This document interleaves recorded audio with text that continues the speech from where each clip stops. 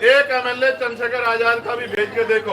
अगर आपके लिए सबसे वफादार ना निकला, आपके लिए सबसे मजबूत आवाज ना बनी, तो जो सजा चाहे वो सजा दे देना, लेकिन एक मौका चंद्रशेखर आजाद को आपको देना चाहिए। ना मुझे सीबीआई डरा सकती, ना ईडी डरा सकती, ना इनकम टैक्स, ना ही किसी मुकदमे से मैं डरता हूँ। मेरी उम्र से ज्यादा मुकदमे मेरे ऊपर। और हम पे वोट एक ऐसा हथियार है, हम जिसको चाहे कुर्सी पर बिठा दे और जिसको चाहे जमीन पर पटक दे। जो हमारी वजह से कुर्सी पर बैठे हैं वो गूंगे बहरे हो गए, तो हमें तय करना होगा। ये लाठी डंडे से नहीं हो सकता है, ये लोकतंत्र में ताकत बना के हो सकता है। और ताकत बनाने का मौका जब आप पे आता है चुनाव में, तब आपके अहम फैसलों से बदलाव हो सकता है। पार्लियामेंट के जरिए या सड़कों के जरिए जहां भी आपको मेरी जरूरत पड़ेगी, मैं आपकी आवाज बनने का काम करूंगा। ये सच है कि जो मौका पूरे प्रदेश की जनता को 2027 में मिलेगा, ये सहयोग के कारण आपको अभी मिल गया। आपने यहाँ पहले भी बहुत सारे एमएलए बनाए, एमपी भी बनाए। मैं आपकी चॉइस पे, आपकी पसंद पे शक नहीं कर रहा हूँ, लेकिन मैं आपसे कहना चाहता हूँ कि अगर आप चाहें, जब आपने सबको मौका दिया है, मैं अगर कारनामे गिनवाने लग जाऊं तो बहुत समय लगेगा। अभी से शुरू करते हैं। जब रुड़की में वसीम की हत्या की तो किसने लड़ाई लड़ी, बताओ आप लोग हाथ उठा के। चंद्रशेखर लड़ी। उसके अलावा जब अब बहराइच में जुल्म हो रहा है, बहराइच में सबसे ज्यादा आवाज किसने उठाई, ईमानदार ने बताओ अपने हाथ। चलो बहराइच को भी छोड़ते हैं। आप ये बताओ, जो देश भर में चाहे वक्फ का मामला हो, पार्लियामेंट में किसने जबरदस्त विरोध किया, आप बताओ अपने आप से हाथ उठाओ।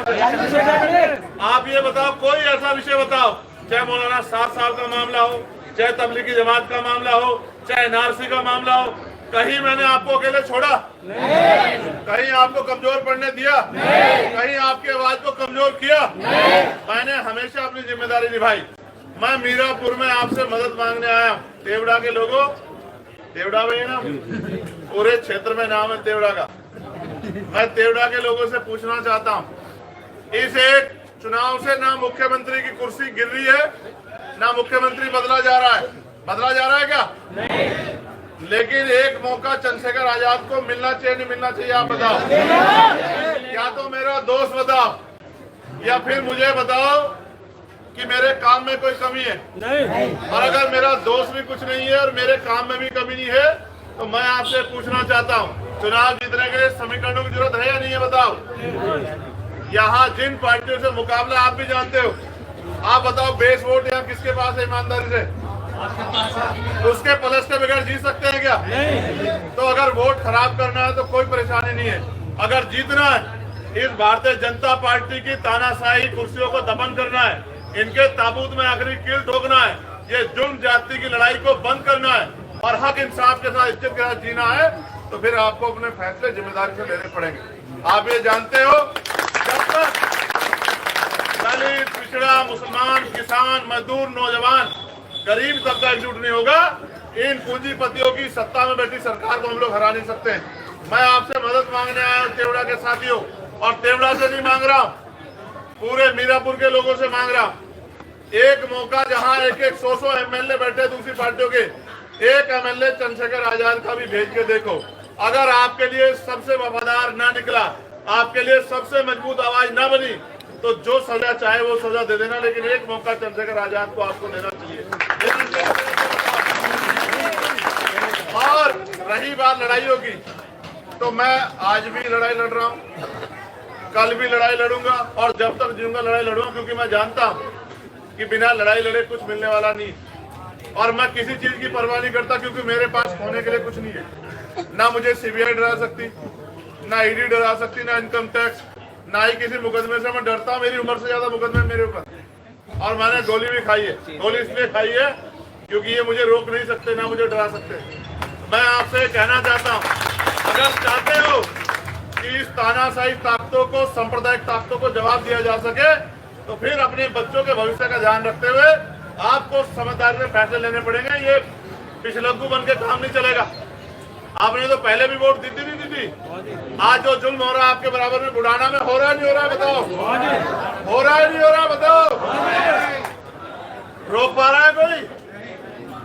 रोक पा रहा है? क्यों नहीं रोक पा रहा है? इनके जरिए लड़ाई लड़ोगे? हमें अपनी लड़ाई अपने बलबूते लड़नी है और मजबूती से लड़नी है, और जब तक लड़नी है जब तक हक इंसाफ का जो है कि आवाज मजबूत नहीं हो जाती और ये जुल्म करने वाली ताकतें कमजोर नहीं हो जाती। और ये तब कमजोर होंगी जब हम अपने फैसले जिम्मेदार से लेंगे। और हम पे वोट एक ऐसा हथियार है, हम जिसको चाहे कुर्सी पर बिठा दे और जिसको चाहे जमीन पर पटक दे। जो हमारी वजह से कुर्सी पर बैठे हैं वो गूंगे बहरे हो गए, तो हमें तय करना होगा कि इन गूंगे बहरे लोगों के भरोसे लड़ाई नहीं लड़ी जा सकती। आपको मजबूत आवाजें तैयार करनी पड़ेंगी। और ये जो शख्स आपके बीच भेजा है, आपकी मांग पे भेजा है कि आपकी मांग थी कि भाई बाहर के आदमी को टिकट देते हैं, बाहर के आदमी को टिकट देते हैं। आप भी जानते हो बहुत मजबूत दावेदार थे, लेकिन मजबूत कौन होगा और ताकतवर कौन होगा ये आपको तय करना है। अगर आपने खड़े होने की तय कर ली और आपने मेरे हाथ मजबूत करने के लिए फैसला ले लिया, तो जब 23 तारीख को रिजल्ट आएगा तो यही जिसको आज पूरी तमाम ताकतवर लोग कमजोर कह रहे हैं, यही आपकी सबसे मजबूत आवाज लखनऊ में जाके दहाड़ने का काम करेगी। आपकी आवाज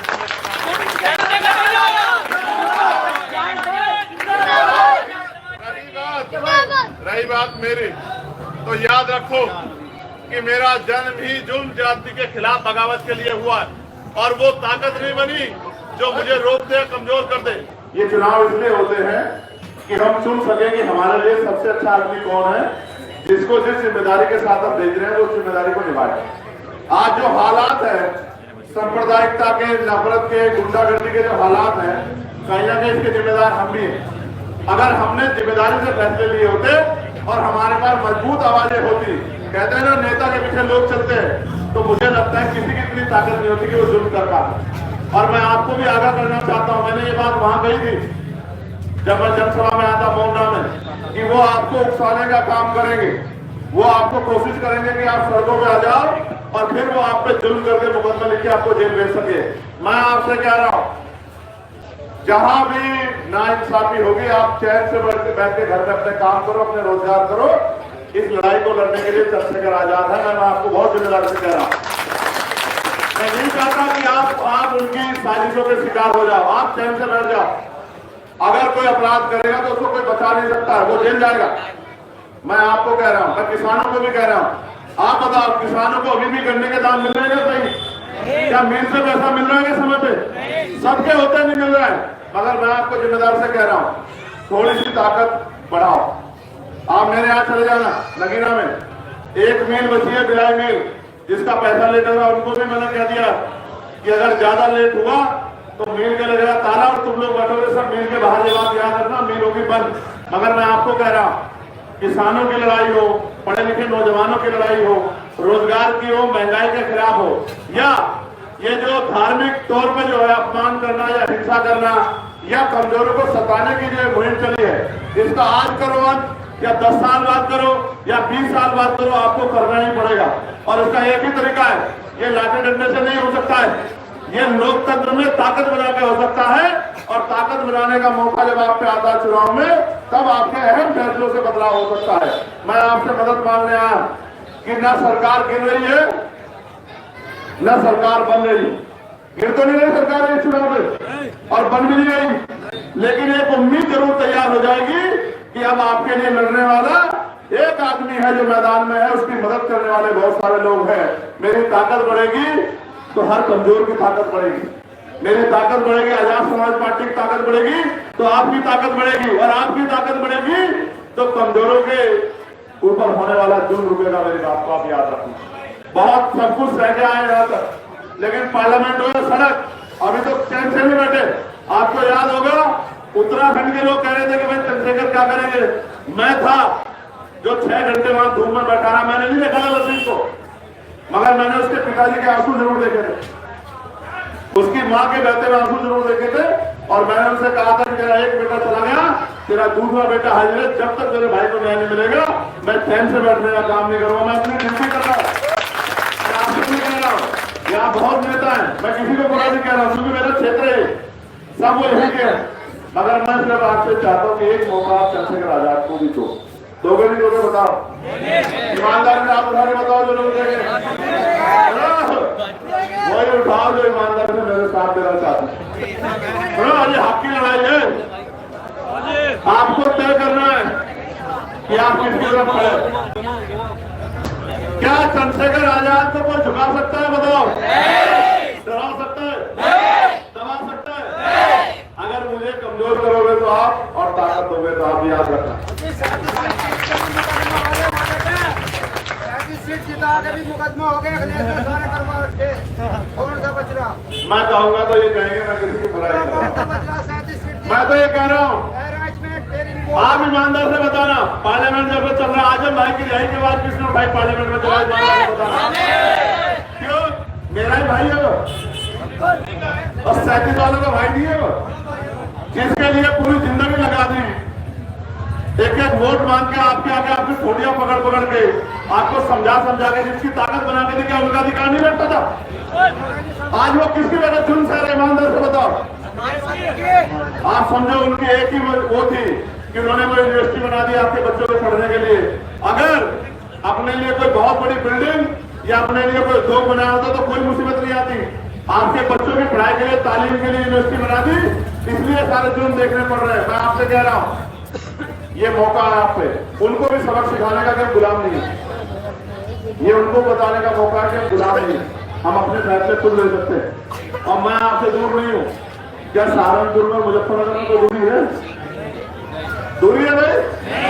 बताओ, मुजफ्फरनगर से लखनऊ दूर है, सहारनपुर बताओ। तो आपके बाद पहले कौन सुन सकता है? बताओ, ये बताओ, जब एनआरसी का जुल्म हुआ था, मैं अकेला तो था जो आया था? बताओ, था नहीं था? जिसने 28 दिन जेल काटे अकेला मैं ही तो था, किसी और ने काटी क्या? क्यों नहीं काटी? क्योंकि उनको आपका दुख कुछ नजर नहीं आता।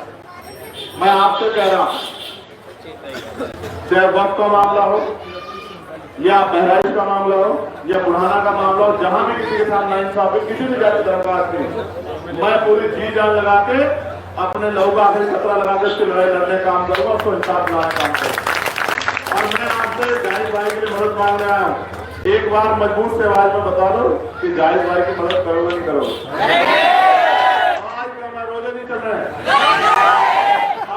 नेशनल दस्तक की आपसे गुजारिश है कि अगर इसको बचाना चाहते हैं तो नेशनल दस्तक को सब्सक्राइब करने के लिए रेड कलर के सब्सक्राइब बटन को दबाएं, फिर बेल आइकन की घंटी दबाएं।